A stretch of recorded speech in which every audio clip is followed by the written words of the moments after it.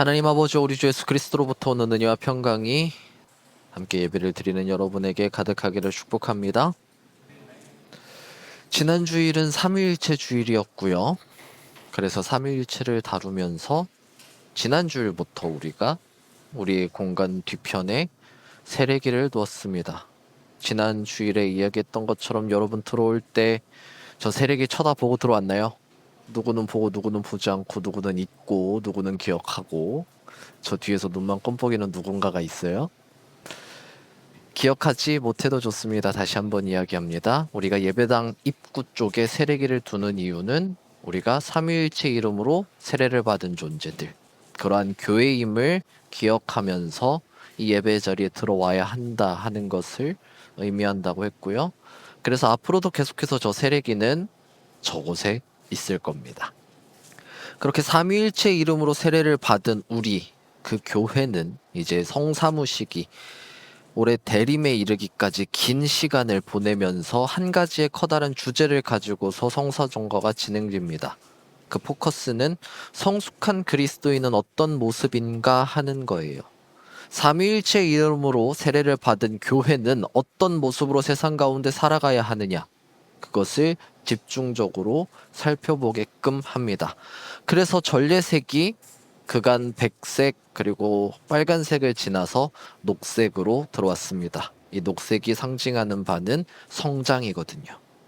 그래서 성숙한 그리스도인의 모습이 지금 아니라 할지라도 우리는 말씀을 살펴보면서 한 발자국 한 발자국 더 성숙한 그리스도인의 모습에 다가가게 될 겁니다.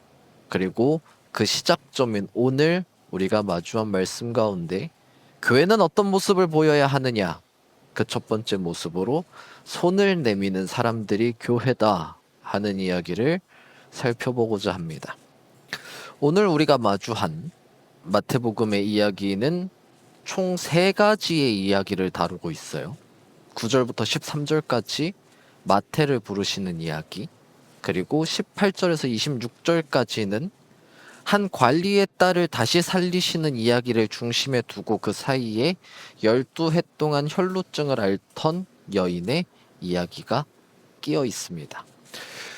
이 세 사람, 마태, 관리의 딸, 그리고 12해 동안 혈루증을 앓던 여인, 이 세 사람은 공통점이 하나가 있어요. 바로 공동체 가운데에 살다가 분리되고 쫓겨나고 축출당했던 사람들이라는 의미입니다. 그럴 수밖에 없었어요. 당시 세리라는 직업은 권력의 힘에 깃대어 가지고는 같은 민족에게 돈을 받아내는 사람입니다. 그러면서 자신의 재산을 불릴 수 있는 사람이었어요. 그 가운데 열심히 자기 배를 채우기 위해서 많이금 뜯어갔던 세리들이 있었던 것 같아요. 그래서 공동체 안에서 세리라고 이야기를 하면 어떤 취급을 받았냐면 오늘 마태복음에서도 등장하는 것처럼 죄인과 동급으로 취급했습니다. 재판장에 나아가서 재판관의 위치에 서지도 못하고요. 증인으로서 서지도 못합니다. 신뢰를 받지 못한다는 이야기예요. 그리고 회당에서 쫓겨나는 일들도 허다했고요. 탈무드나 미시나의 규정을 보면은 세리가 들어간 집은 부정하다 라고까지 규정이 있을 정도로 세리를 그렇게 취급했습니다. 그렇게 공동체 안에서 윤리적으로, 사회적으로 축출된 사람들이 세리라는 사람들입니다. 그 세리의 이야기 뒤에 등장하는 관리의 딸도 마찬가지예요. 시체잖아요. 이미 죽었어요. 근데 토라의 규정을 따르면 시체는 부정합니다. 만지면 부정해집니다. 그 시체가 있는 집도 부정합니다. 토라의 규정을 따르면 부정한 존재는 마을 밖으로, 진 밖으로 내보내야 합니다. 12해 동안 혈루증을 앓던 여인도 마찬가지예요. 레위기를 보면은 몸에서 피의 유출이 있는 상태인 경우에 부정하다라고 규정합니다. 그러면 그 유출이 있는 사람은 어떻게 돼요? 밖으로 쫓겨나야 돼요. 그 여인을, 그 사람을 만진 존재도 부정해지고요. 그 있는 공간도 부정해지고요. 공간 안에 있는 기물들도 부정해집니다. 하나님께서 토라를 주시면서 이렇게 부정해진 존재들을 진 밖으로, 마을 밖으로 내보내게 한 이유가 있어요. 공동체의 거룩성을 지키기 위해서라고 토라는 이야기합니다. 공동체를 보호하고 하나님의 구별된 선민으로서 유지될 수 있도록 부정한 것들은 밖으로 내보내라는 거예요. 이 하나님의 의도, 하나님의 목적을 보면은 선합니다. 이게 나쁘다라고만 이야기할 수 없어요. 공동체를 지켜야 되니까요. 근데 그 쫓겨난 당사자들은요.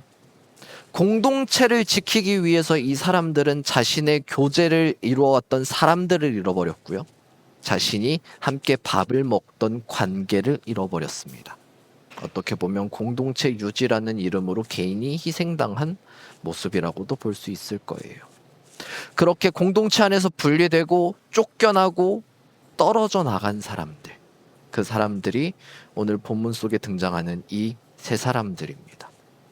오늘 예수님께서는 그 세 사람들에게 직접 손을 내미시죠. 세리 마태를 주님께서는 직접 부르십니다. 나를 따라오너라. 그 말씀을 들은 마태는 예수를 따르기 시작했고요. 예수는 함께 밥을 먹습니다. 한 관리의 딸도 마찬가지예요. 예수님께서 그냥 말씀만으로 살리실 수도 있는데 오늘 마태복음 말씀을 보면 예수님께서 그 딸의 손을 직접 잡습니다. 그리고 그 사이에 끼어 있는 이야기, 혈루증 앓는 여인의 이야기 속에서 보면은 이 여인이 자신이 예수님의 옷의 손만 대어도 내가 나을 것 같다라는 그 믿음의 행동을 했을 때 일반적인 사람이라면은 그 여인을 나무랐을 거예요. 왜냐면 자신도 부정해질 가능성에 처하게 되는 거니까요. 그러나 예수님께서는 그 여인을 나무라시는 게 아니라 그 여인을 안심시켰다라고 본문은 이야기합니다. 이 세 사람을 향한 예수님의 모습, 예수님의 행동은 철저하게 자신이 부정함을 당해서 자신도 부정해져서 공동체 가운데서 쫓겨날 것을 감수한 행동들이죠. 자신도 공동체 안에서 분리되고 축출될 것을 감수한 채로 예수는 직접 손을 내밀고요. 그 여인의 두려움을 안심으로 바꿔줍니다. 그러면서 예수님께서 13절에서 그렇게 행동하신 이유, 자신이 쫓겨날 것을 감수하시면서까지 행동하셨던 이유를 설명합니다. 나는 의인을 부르러 온 것이 아니라 죄인을 부르러 왔다. 이 앞에는 그 이야기를 해요. 건강한 사람에게 의사가 뭐가 필요한데 병자에게나 의사가 필요하지. 그 이야기를 하시면서 예수님께서 자신이 온 목적, 자신이 공생의 활동을 하시는 그 이유를 죄인을 부르기 위해서 왔다라고 이야기합니다. 부정한 존재들, 오늘 본문 속에서 등장하는 그 존재들, 죄인과 다를 바 없는 존재들이었어요. 그게 사람들의 취급이었으니까요. 근데 예수님께서는 그들을 부르십니다. 그들에게 손을 내미십니다. 그들이 다시금 쫓겨남에 있는 위치가 아니라 공동체 안으로, 관계가 끊어져 있는 상태, 무너진 상태에서 유지되고 있는 것이 아니라 다시금 안으로 들어올 수 있도록 직접 움직이셨다는 거죠. 오늘 복음서의 말씀이 제시하고 있는, 그리고 우리에게 요구하고 있는 그 모습, 성숙한 그리스도인의 모습은 그래서 손을 내미는 사람들입니다. 여기서 우리가 한 가지 전제해야 될 게 있어요. 예수님께서는 이미 우리에게 먼저 손을 내미셨고 우리는 그 예수의 은혜를 경험했기 때문에 예수의 부름 앞에 예수의 제자로 살아가겠다고 다짐하며 예수의 제자로서의 발걸음을 내디딘 사람들입니다. 그 시작점이 저 뒤에 있는 세례기의 의미처럼 우리가 삼위일체 이름으로 세례를 받았다 하는 그 지점이에요. 그렇기 때문에 본문은 우리에게 요구하는 것이 무엇이냐면 예수님께서 여러분을 찾아가십니다를 요구하지 않아요. 그건 이미 전제되어 있는 사실이고 이미 우리가 경험했던 것들이고 그것을 밑바탕에 두고 전제로 깔고서 이제 우리의 행동을 요구합니다. 손을 내밀라고요. 세상이 돌아가는 모습을 한번 생각해 볼까요? 세상은 철저하게 약육강식의 세상이라고 이야기해요. 이런 말을 굉장히 하고 싶지 않고 좋아하지 않지만 세상은 결국에 약자, 세상 안에 있는 약자는 도태되고 사멸하는 게 현실입니다. 공동체 안에서 사회 가운데에 약자들은 배제되기 일상이고요. 소외되고 딱 끊어내는 게 일상입니다. 왜? 그래야죠 공동체의 효율성이 살아나거든요. 그래야지 더 좋은 결과, 성과를 만들어낼 수 있거든요. 그래서 힘의 논리로 굴러가는 이 세상, 돈의 논리로 굴러가는 이 세상, 그 세상에서 약자는, 누군가는 도태됩니다. 그렇게 공동체 안에서 배제됨이 있습니다. 예수는 오늘 우리를 향해서 자신의 뒤를 걸어가는, 그 예수의 제자로 살아가는 우리를 향해서 이야기합니다. 그 사람들에게 손을 내밀라고요. 그 손 내밈을 우리가 했을 때 우리가 좋기만 할까요? 그렇지 않을 것 같더라고요. 옛날에 우리 학교 다닐 때, 중고등학교 다닐 때 생각해 볼게요. 반 안에 왕따가 있어요. 그 왕따랑 조금이라도 말 걸고 친하게 지내는 모습을 보여요. 그러면은 그 말 걸었던 나는 같은 취급을 당하게 되더라고요. 예수의 명령에 따라서 손을 내밀었을 때 우리에게 이득되는 것만 있진 않습니다. 그게 현실입니다. 그러나 우리의 스승이신 예수께서는 오늘 우리에게 그 손해를 감수하면서까지도 손을 내밀라고 요구합니다.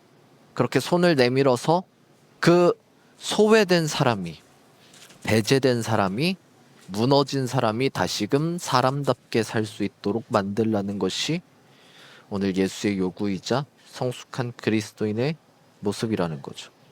사랑하는, 앞으로 더 사랑하고 싶은 새벽 이슬 청년 여러분, 그리고 함께 예배를 드리는 성도 여러분, 여러분의 삶 가운데에, 여러분이 살아가는 그 현실 가운데에 여러분이 손을 내밀어야 하는 사람은 누구인가요?